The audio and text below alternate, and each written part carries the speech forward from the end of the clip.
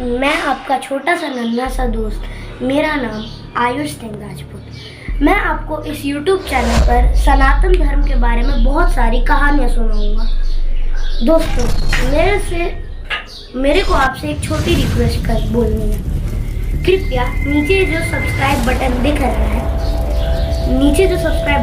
है उसको सब्सक्राइब कर दीजिएगा और फिर ऊपर जो घंटी दिख रही है उसको दबा दीजिएगा।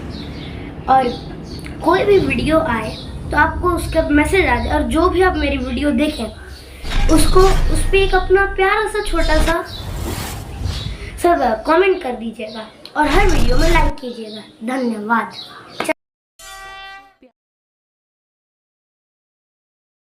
एक गांव में किशोरी लाल नाम का एक आलसी ब्राह्मण अपनी पत्नी कलावती के साथ रहता था। किशोरी लाल आलसी तो था ही, पर वो भगवान शंकर का परम भक्त भी था। वे सुबह शाम शंकर जी की पूजा करता और भगवान शंकर का नाम जपता रहता था। किशोरी लाल रोज यही दो काम करता था।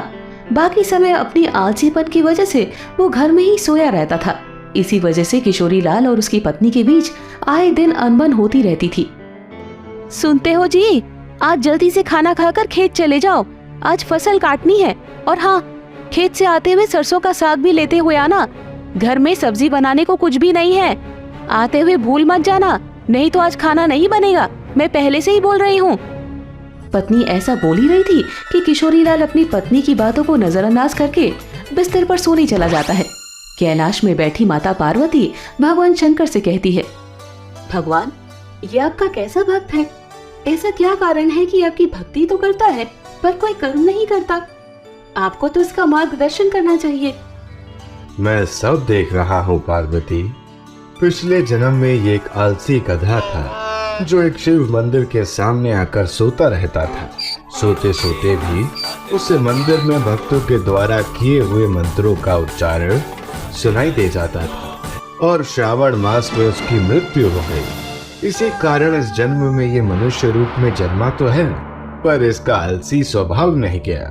सही समय आने पर मैं इसे उचित शिक्षा दूंगा। अरे ये क्या, तुम वापस सो गए?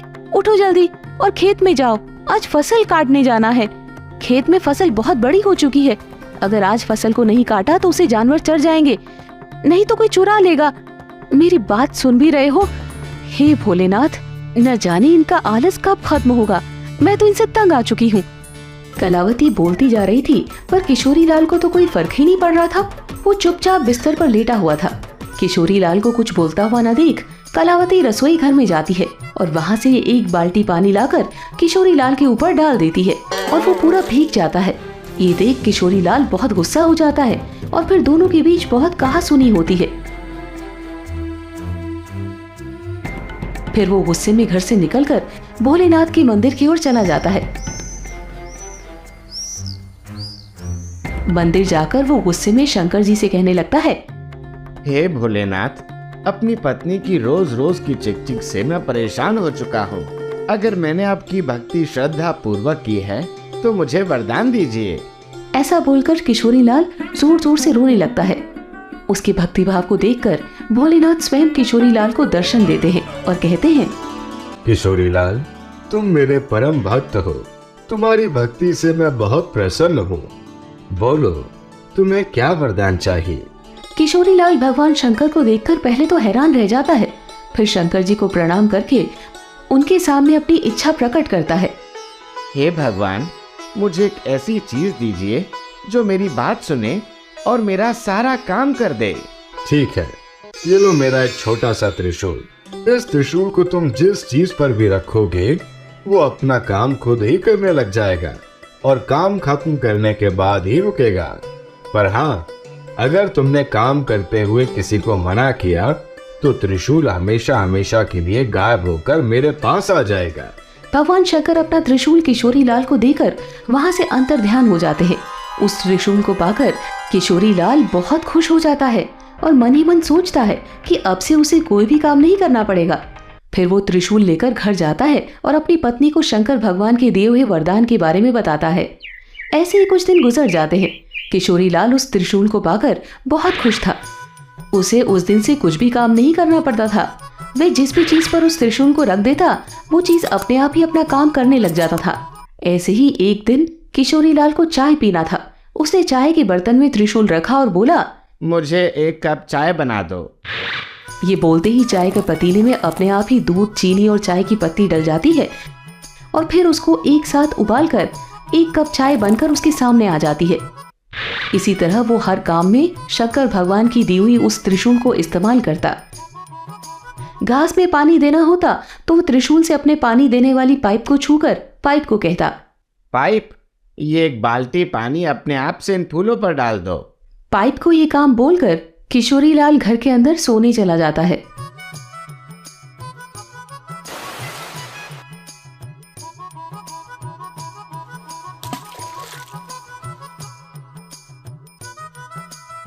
और उसके सोते ही लाइट चली जाती है। लाइट चले जाने के कारण पंखा बंद हो जाता है, पर किशोरीलाल बिना चिंता करते हुए वो अपने हाथ पंखे को कहता है, पंखा, मुझे गर्मी लग रही है। जब तक लाइट ना आए तुम मुझे इस पंखे से हवा करो। किशोरीलाल के कहे अनुसार हाथ पंखा बिना देर किए हवा करने लग जाता है और जैसी लाइट आती है तो हाथ पंखा बंद हो जाता है। इस तरह वो अपने हाथ से बिना कुछ काम किए बड़ी आसानी से सारे काम को कर लेता है। फिर एक दिन किशोरीलाल को भूख लगी और अच्छे अच्छे पकवान खाने का मन किया तो खाना खाने बैठा। किशोरीलाल मन में ही बोलने लगा, कैसा होता अगर खाना भी अपने आप ही मुंह में आ जाए, मुझे हाथ का भी इस्तेमाल ना करना पड़े और मैं आसानी से खाना भी खा लूंगा। ये सोचकर वो खाली प्लेट पर त्रिशूल रखकर बोला, अच्छे अच्छे पकवान मेरे मुंह में अपने आप आ जाओ। ऐसा कहते ही प्लेट से तरह तरह के पकवान निकलकर किशोरीलाल के मुंह में जाने लगे। तरह तरह की मिठाई, नए नए स्वाद पकवान और बिना रुके अपने आप ही उसके मुंह में जाने लगे और वो बड़े मजे से उन्हें खाकर आनंद ले रहा था।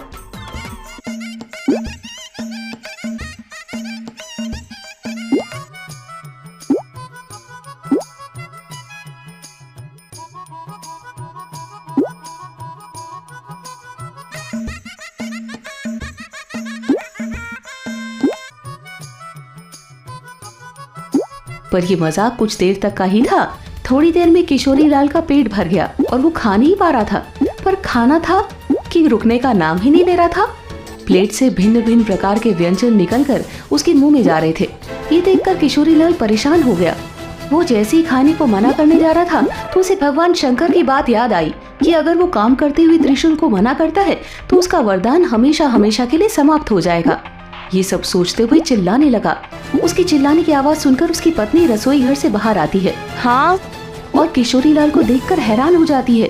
फिर किशोरीलाल से उसकी पत्नी खाने को रोकने के लिए बोलती है, पर वो शंकर भगवान के दिए हुए वरदान को नष्ट करना नहीं चाहता था। पर आखिरकार उसे बोलना पड़ा, रुक जाओ। खाना आना तो रुक गया, पर उसके साथ शंकर भगवान की दी हुई वो त्रिशूल भी गायब हो गई। किशोरीलाल त्रिशूल को अपने पास न देखकर बहुत दुखी हुआ, पर अब वो कुछ भी नहीं कर सकता था। शंकर भगवान का दिया हुआ वरदान को उसने खुद ही समाप्त कर दिया था। अब तक किशोरीलाल ने त्रिशूल को जो भी काम दिया था उन सबको काम खत्म कब करना है ये भी अनजाने में ही सही बोल दिया था। मुझे एक कप चाय बना दो।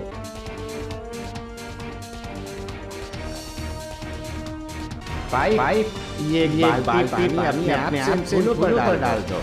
पर खाना खाते समय कब रोकना है ये नहीं बोला था, जिस कारण खाना बिना रुके उसके मुंह तक आता ही जा रहा था। हे महादेव, मैं समझ गया कि आपने मुझे ऐसा वरदान मुझे सबक सिखाने के लिए दिया था। मैं कितना बेवकूफ था जो आलस के कारण हर छोटे से छोटे काम को टाल दिया करता था। आपने मुझे सिखा दिया है कि छोटे छोटे काम के लिए किसी दूसरे पर निर्भर रहने से कितनी बड़ी मुसीबत आ सकती है। उस दिन के बाद से उसने आलस करना छोड़ दिया और वो रोज खेत जाने लगता है और अपना काम खुद करने लगता है। इस तरह उसका जीवन खुशहाल हो गया। दोस्तों, आपको ये कहानी कैसी लगी कमेंट करके जरूर बताएं। ऐसी और कहानी सुनने के लिए इसे लाइक और शेयर जरूर करें। धन्यवाद।